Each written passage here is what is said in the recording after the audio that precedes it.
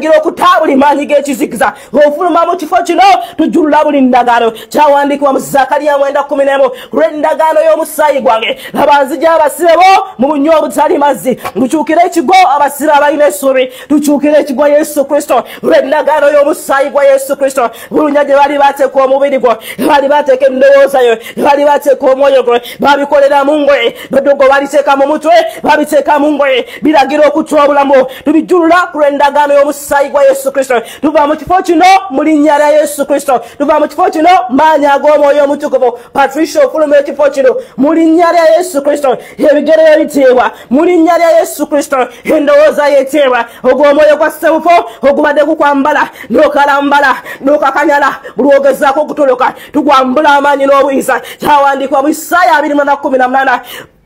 rikotarabo shikamatekarabo ratarabo sheterebo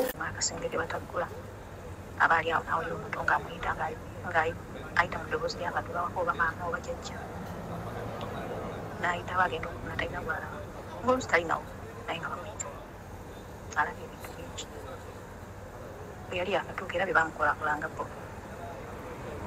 banyooteza akabandi ne bamugamba asitameko tazoweka yabikola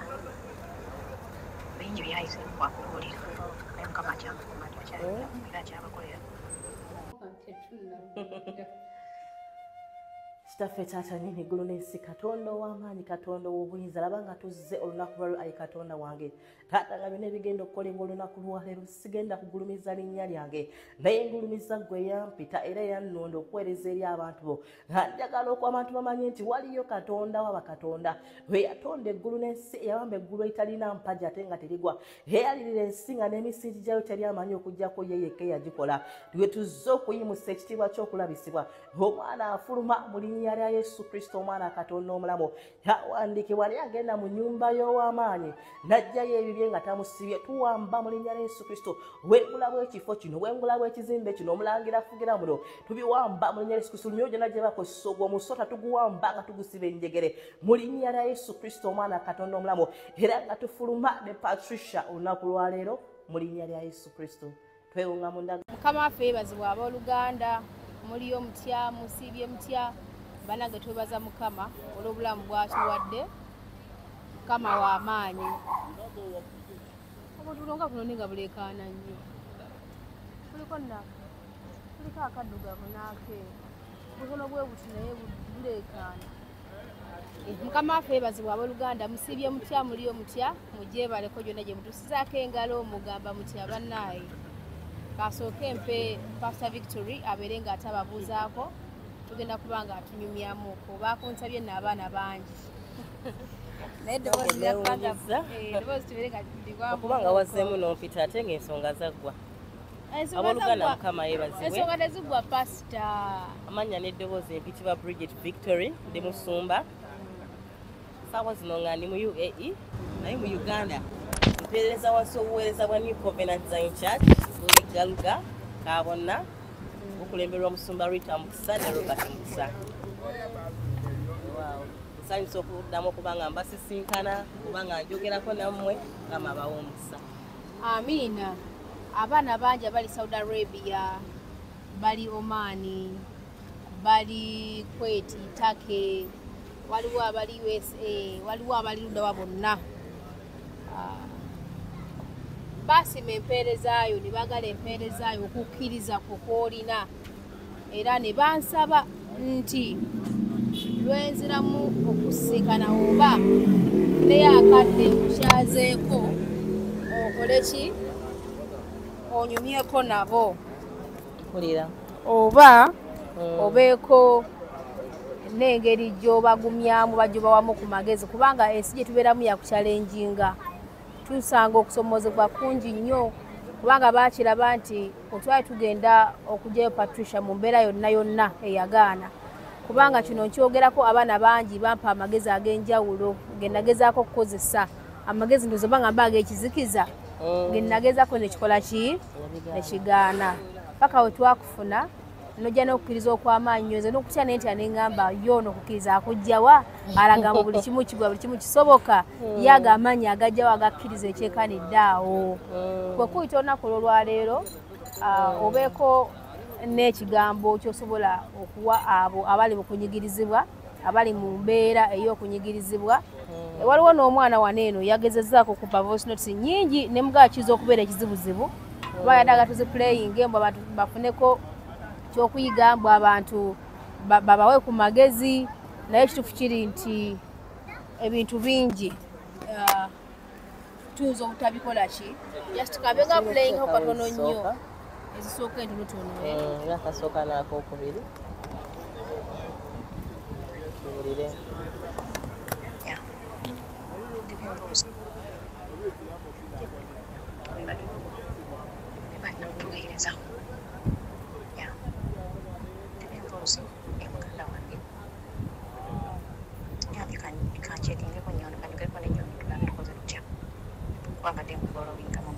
program ya Patricia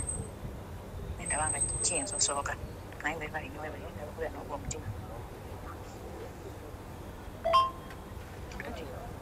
sister wange ali omwana naye amaze emyaka mwenda ekyumba kyeyasokeramu amaze emyaka mwenda taddangako waka yali mulamu bo kyebagala kula abantu yabakolera tadda waka naye awulira buli bamaka emyaka ebiri n'abagamba pemu gwange tebamukira bateekamu embeera n'atuula n'akulawuzigali tegozetera bamuwakeno tebongeza embeera gyabitambudde yaddamuzimu yanyonyodde ogamba mukama alinaawo olabo kyalibula enyumba erimu ebikola erimu akasenge tebataggula aba ali awo nawulira omuntu ng'amuyita ng'ayita mu ddoboozi ly'abantu bawaka oba maama oba jjajja n'ayita bagenda okufuna talina bwalaba ng'olusi talinawo naye nga bamuyita alabye ebintu bingi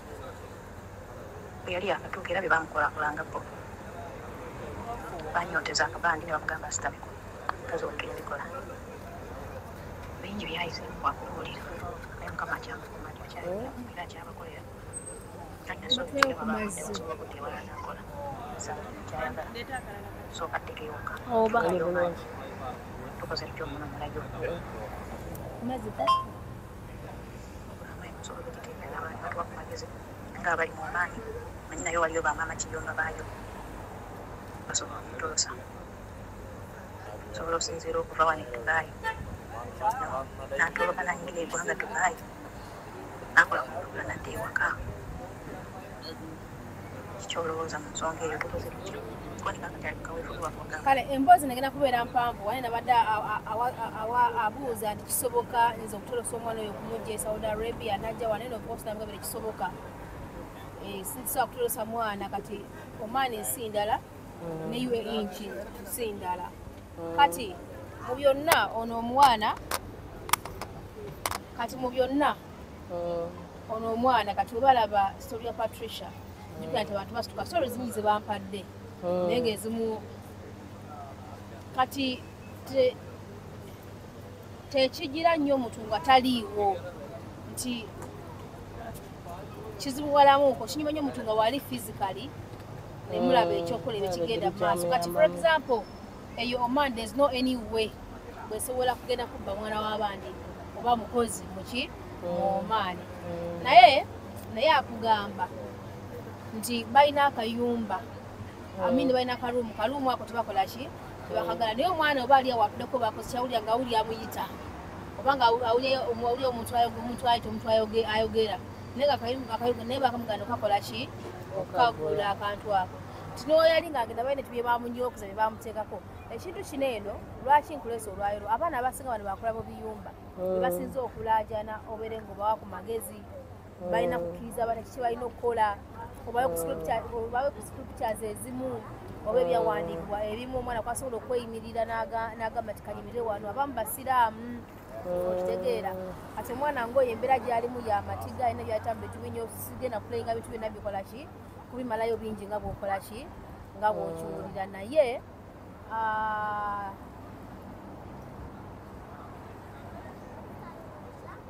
omuwala waliwo n'abalala jasi nti olwakadde tujja kukola ki olwakadde tujja kubiyitamu byonna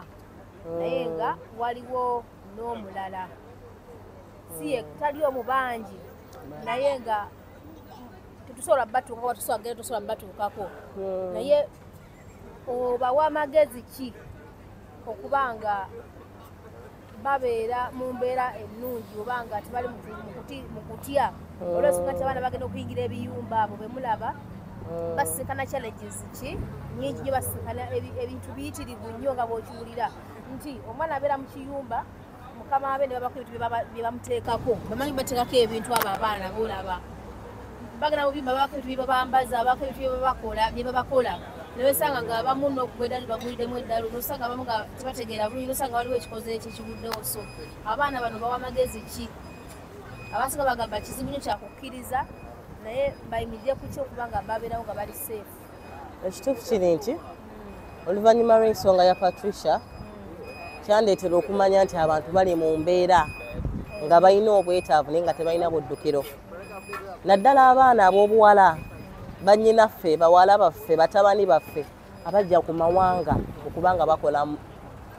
nga bafuna emirimu naddala abali mu biyumba okuva lw'ensonga ya Patricia waliwo abasaba ennamba yange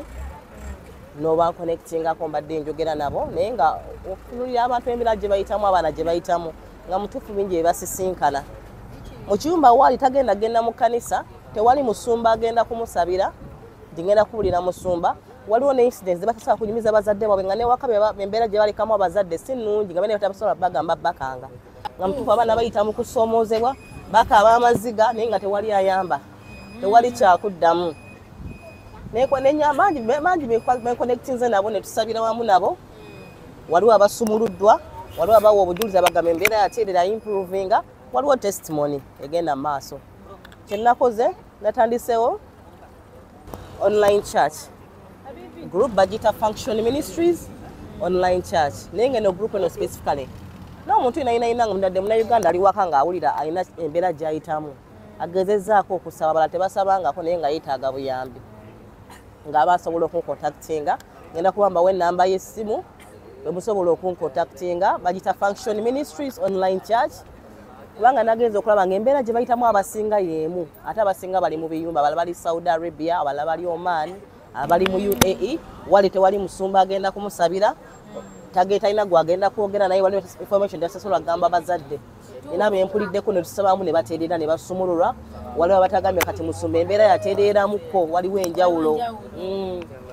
okutandika group eyo ng'akuteeka mu group eyo nteekako okusomesa okw'enjawulo okusomesebwa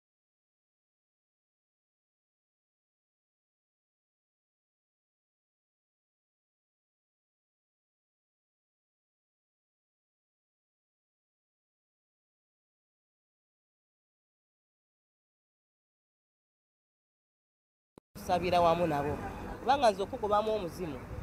si kizibu gugenda kuvaamu naye bayibuli egamba nti wogoba omuzimu mu muntu gugenda musanye kaloyi ne gutambula gutuke nga tegulina wakutuula gugamba naddayo mu nnyumba yange nendaba gugenda okujja ng'ennyumba nkalu enyiridde nga temuli alimu kitegeeza ki tinakugobamu muzimu naye saakusomesa saakuyigiriza okoze otya okuba nga omuzimu okwo tegudda mu bulamu bwo wasigala oguddewo olugimu egwayita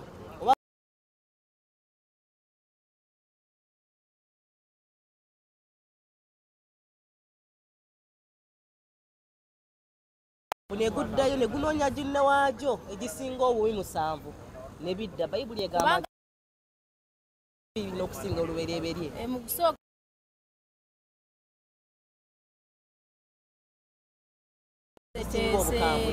naye gurupu eno nkusomesa kati wiiki eno ewedde tusome ku kye bayita endagaano ebiseera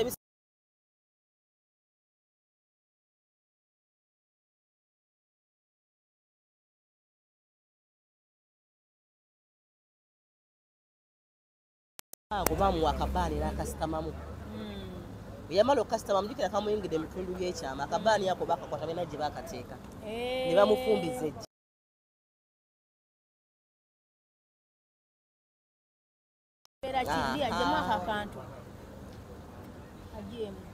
bamufumbiza ejjini that is great husband kati kyovala nga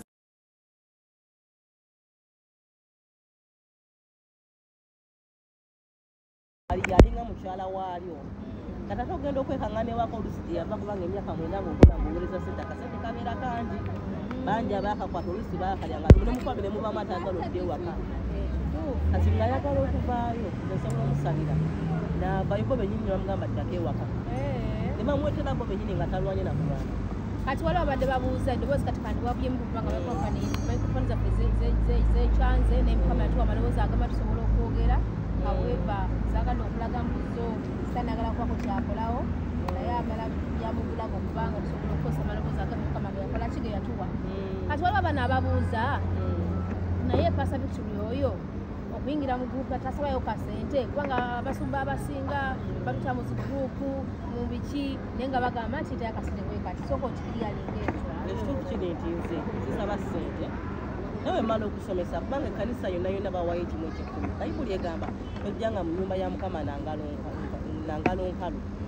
naye essaawa zino omwana ali mu kiyumba wabawo ensonga ezimu bayibuli egamba waliwo omusajja yafuna obulokozi naye nga yabufuna lwakuwaayo bamita kolonoliyo muleka mukama yamusika n'amugamba nti okusabako n'okuwaayoko biwuliddwa nze sigenda kugamba nti mpa ssente wesite kusabira waweebwa gubeera tebaba bukanisa naye singa mba nkusabidde ng'olina embeera ebadde ekuyitamu mukama n'akusumulula gwe nga kenyini ng'osimyenga gwe ng'owonye nojja okwebaza kwekuzibwa mu kkanisa n'okuwaayo okuzibwa mu kkanisa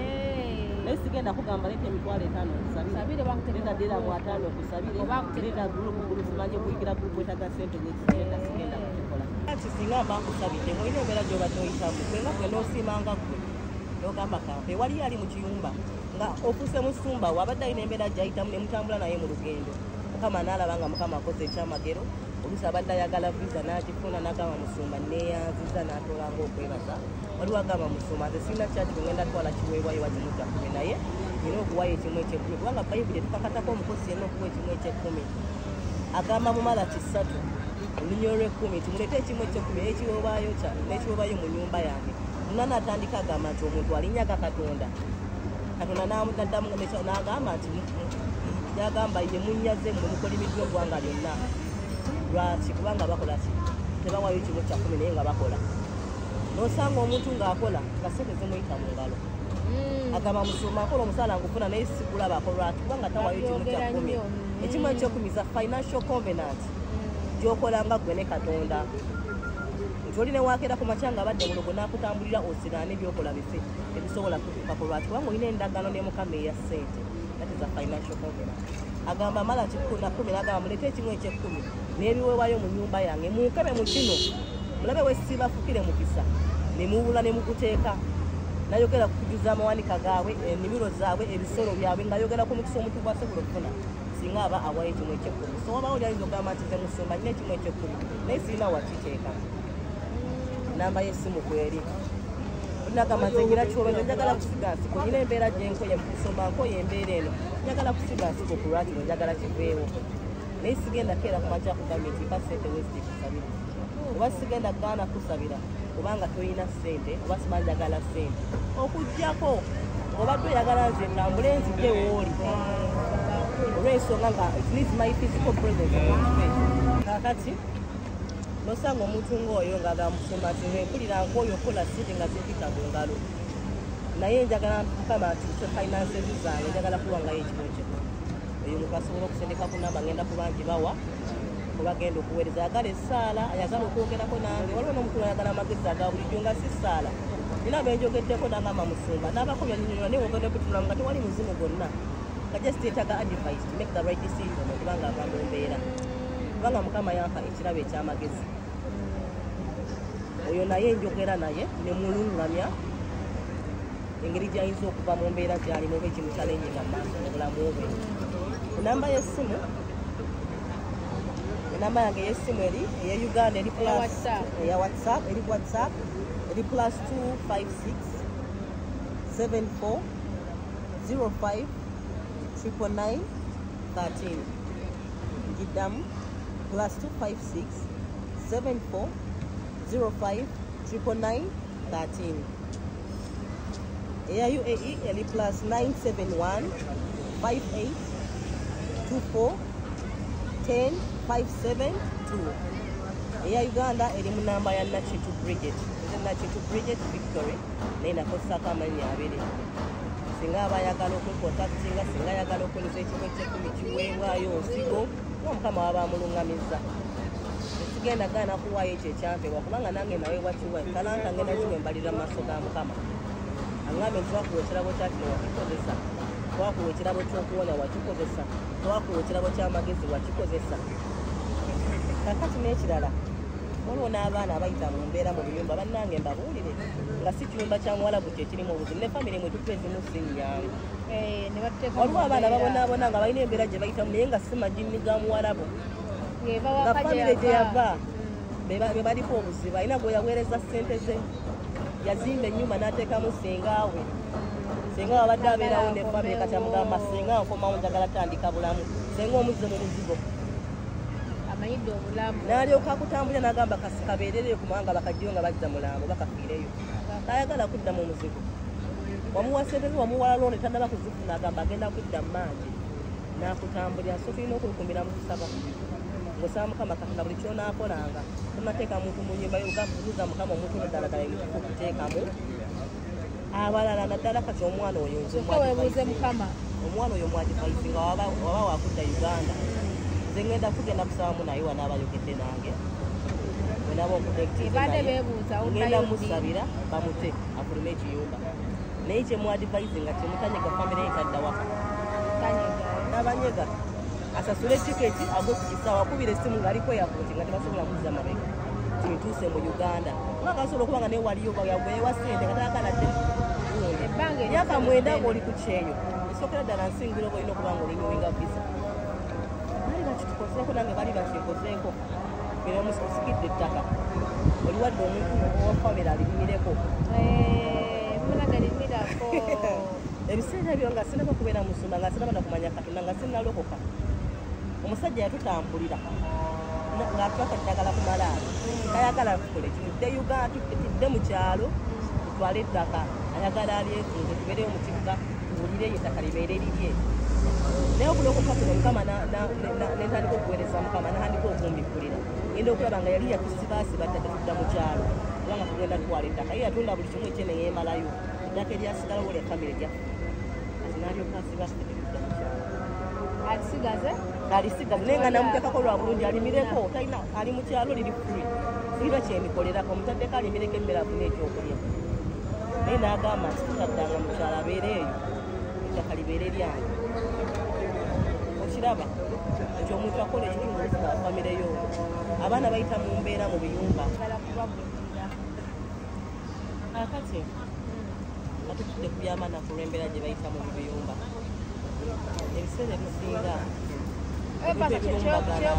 kyogeddeko nsonga nkulu nange nkyogeko kino kyogamba nti ne famiri zize nnyini omwana ojja kudda olowooza ogambe lwaki bakaba bange bansibidde wano eno bakaba ebandoga asobola kuddayo oba otuusa okuddayo kino nekibeerawo oluusi omwana n'alwala ne balowooza nti muno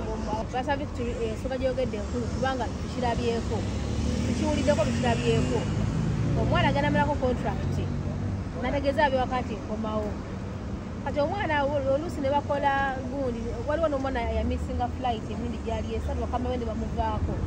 okitegeera ne bamuwerekera ku kisaawe nyina emuleka ogwasooka ne bamuwerekera ku kisaawe ogwokubiri nyina nemuleka n'ogwokuna bakama we ne bamukola ki naddayo ewaka ne bakola ki ne bamuleka naddamu n'akola ki naloniwa contract era gundi neggwako contract yaggwako naga kati ngenda waka era it was the same thing paka nakati omwana ali mu kiyumba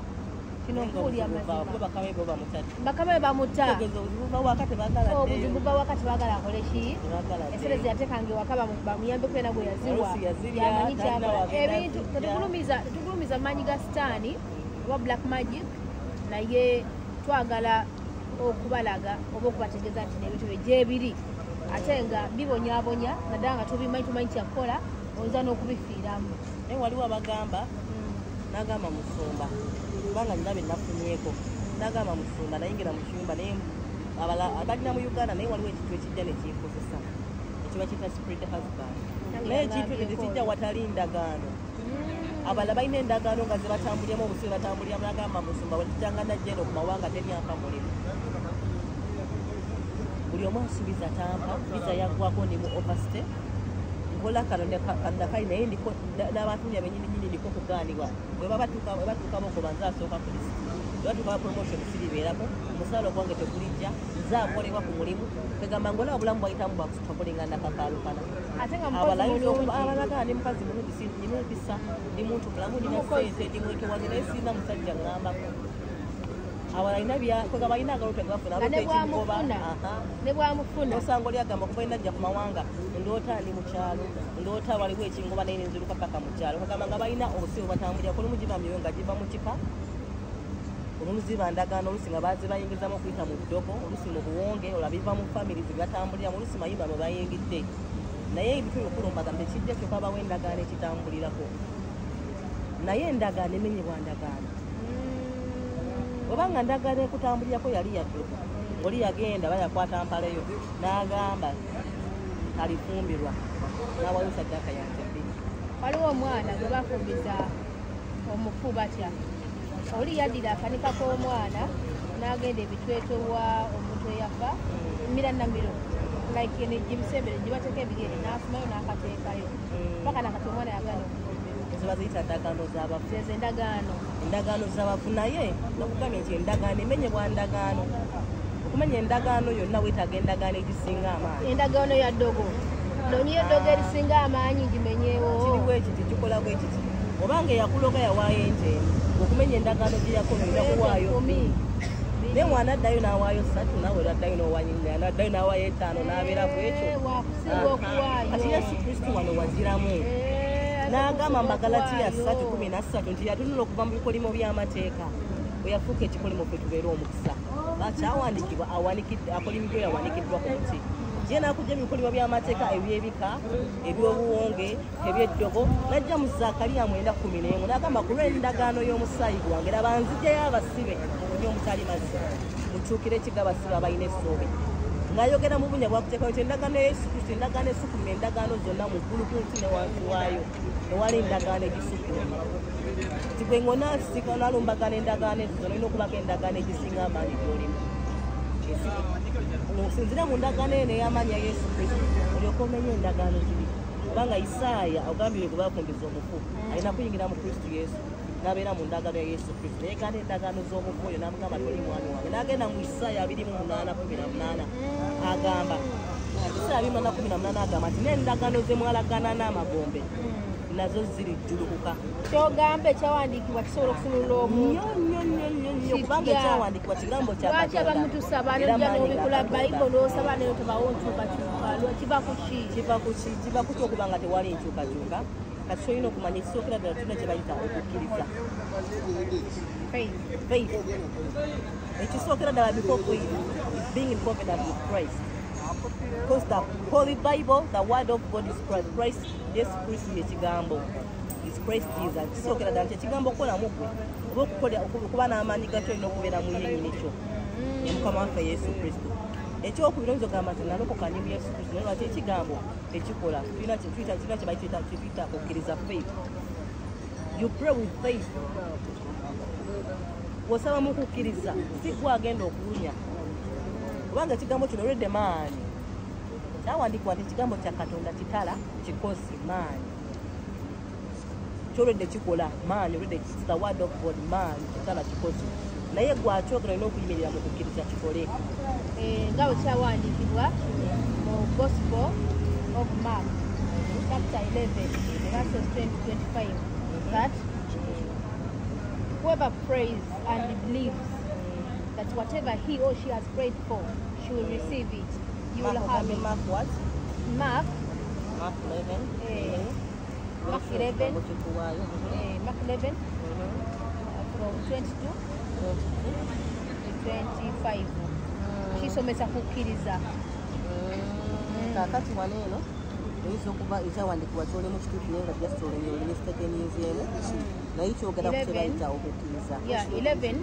20 Mark 25. Mark 11. Kakati naye ekirala kyolina okumanya naye tugambye Mark 11 egamba. Bayibuli egamba Verses 22. Mark 4, that is Mark 11. Gamba, have faith in God. Jesus answered. Truly, I tell you, if anyone says to this mountain, go, throw yourself into the sea, and does not doubt In his in heart. their heart, but believes that what they say will happen, Yeah. it will be done for them. Yeah. And if you stand praying, forgive whoever wrongs you, so that even your Father in heaven may forgive your trespasses. That if you do not forgive, you will not also be forgiven and togenda kuweebwa Kati ky'osaba. kyekugambye nti lwaki ombuuza ekibuuzo lwaki abamu basaba ne bitakola nekugambye ekisookulagala balina okubeera mu kristo yesu kubanga kristo kyekigambo kya katonda. This is a holy Bible. It's for Christians. Christians need those who are in Christ Jesus. Ekiddako nekugamba when you're in Christ Jesus, the next step you need is faith. When you stand in faith, agambye waleero kinowoona agamba olusozi vaano ogende weesuule wali Kasitokkiriza. kasitoba ng'okkiriza kigenda kubeera. Yes. Ategeeza nti olusozi lwategeeza tategeeza lusozi nti mountain Elgon oba Redone. Ategeeza embeera eyo ekukukidde obuzibu mu maaso go. Embeera eyo ekutabuseeko obuzibu oba osisinkanye mu maaso go bw'ayogerako nti naye obunaaba bwenkana butya naye obunaaba ng'olusozi ng'olaba tosobola kulukomako naye w'oyimirira mu kukkiriza n'ogiragira egenda kuvaawo. Kati n'ekira tulina omwoyo omutukuvu ge maanyi ga Katonda. The Holy Spirit is the power of God. Omwoyo wa Mukama yateeka ekigambo ekyo mu nkola. He's the working God. Nti osomye ekyawandiikibwa kino ye amaanyi kubanga olidde ekitala kikozi n'oyimirira mu kukkiriza kati omwoyo wa Mukama n'ajjawo olusozi olwo. Okitegedde? Kati abasinga omwoyo omutukuvu gye bamulina waliwo abamu oluusi abaliko olw'embeera waliwo n'abatamufunangako kubanga omwoyo wa Mukama ono ge maanyi ga Katonda. Yayamba ekigambo kino olwedde maanyi naye yakireetera okuba nga kikola gy'oli. Haleluya. N'okukkiriza ekigambo kya Katonda kubanga by the way also faith is what? It's a gift. N'okuba nga okkiriza kirabo kya mwoyo. It's a gift. Ebirabyo mu bibiri. Gifts of the Holy Spirit tubyogerako mu 1 Corinthians chapter 12 okutandikirawo tugendeyo oba tugakuba tuwanvu akubulireko tugendeyo. The gifts of the Holy Spirit mean knowledge is a gift, wisdom is a gift, understanding is a gift, love is both a gift and a fruit. Faith is a gift. They are gifts of healing. They are gifts of malignant saints or abakola ebyamagero. That is also a gift. And there is a gift of prophecy. There is a gift of tongues. That is speaking in tongues. That is a gift. And also interpretation of tongues. If you have the gift of interpretation of tongues,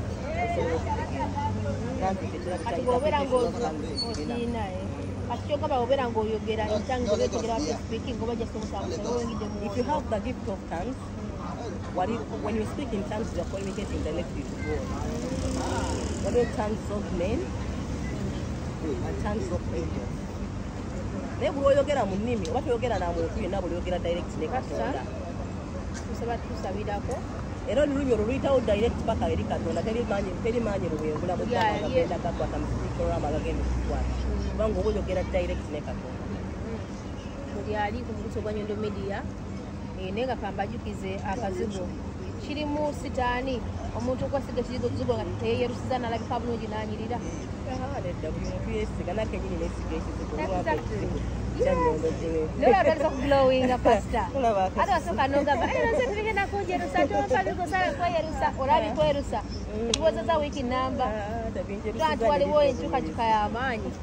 enewe mutunoonyeeko patusha yali mukola bw'ati ndegera wasimayiringa mutunoonyewo ekizigo ekya Nyondo Green bannange obeere nga mulabika bulungi tekirimu sitaani omukazi yenna okwevako n'obeera ng'okola ki ng'olabika bulungi omukazi yenna alina okulaba nga alabika bulungi kyekitiibwa ky'omukyala endabika y'omukyala kyekitiibwa kye banange mwefeko Mukama n'ajja banyiigira nga ekitone kyeyabawo eky'obukyala nga temwerabidde ng'abakyala. Kaakati pasita kantusabireko tugana puroguramu yaffe eno ndowooza onatera okuddayo e Uganda abaana bakwetaaza nakusanga wiiki ejja tugenda kusibwa naye okomangawooko nja kudda ate Katonda omulamu abanajagala obajja kyangu nnyo okundaba nga ndi mu Uganda kujjako abasigadde no ku mawanga online church Nagigabe Function Ministries online church tusigala tucommunicatinga nabawadde enamba yange y'essimu ayagala ekigambo ayagala okusabira ayagala okusomesa okw'enjawulo mukama yampa amagezi g'ekigambo n'ateeka ekigambo omutu okuva kutandika paka ku nkomerero yaako n'okubikulira kwakyo n'amaanyi gaakyo nga kirabo kya mwoyo omutukuvu nga sinza akola amuveso omwoyo omutukuvu atulamu nze n'akola kubanga Abaluumi 12 agamba muweeyo emibiri gyammwe nga saddaaka ennamu entukuvu esanyusa Katonda Function Ministries omwoyo omutukuvu yakola gemaanyi ge tugenda mu kaseera kakusaba mu Uganda asangibwa ku New Covenant Zion Church Galuga Kabonna enamba yange z'essimu muzirina ngenda kuba nzirayo wiiki ejja kitange taata nyini kulonensi nkwebaza ku lw'akaseera kalungi k'otuwadde taata nkwebaza ku lw'abaana ab'obuwala abaana ab'obulenzi b'osisikaniza bamaama baffe baganda baffe bannyinaffe basenga baffe b'osobosezza okuba nga mpulira ebirowoozo ebibavaamu oba b'obavaamu n'okumanya embeera gye bayitamu ate n'embeera ekyokuddamu ebyobulamu bwabwe ng'okozesa nze nga maanya g'omwoyo omutukuvu okubanga obulamu bwabwe busumululwa buteebwa badizibwa bujja bafuna ekyokuddamu basumululwa mu linnya lya Yesu Kristo omwana Katonda omulamu ekitiibwa n'ettendo bidde gy'oli kabaka abakabaka abaprogramu tukiteeka wansi omukono gw'omukyalo n'omusabidde Mukama lw'emirimu gy'akola ebizigo bye byakola byannyondo bulimu taata muteekeko omukisa omugaziya ensalo ze bitambule amawanga bibeere ekyokuddamu eyo olususu lw'omukazi olw'obutosi lw'omukazi ayagala eyo okunyirira ayagala okulabika obulungi mugaziya ensalo ze mu linnya lya Yesu Kristo era nsabye nga tuva mu kifo kino omwoyo wa Mukama tukulembere ngana bakteria z'omube naana enyoyo ez'omube tusigale nga tuli balamu nga tuli healthy ekitiibwa n'ettendo bidde gy'oli kabaka n'abatuwuliriza taata bawe omukisa sumulula obulamu bwabwe abalina amabanja ogasasule abalina ebirwadde babonyezebwe alina ekibuuzo kye yeebuza omuwe ekyokuddamu asabuddwa katamanyi kyakola omuwa amagezi mu linnya lya Yesu Kristo omwana Katonda omulamu esabidde amiina.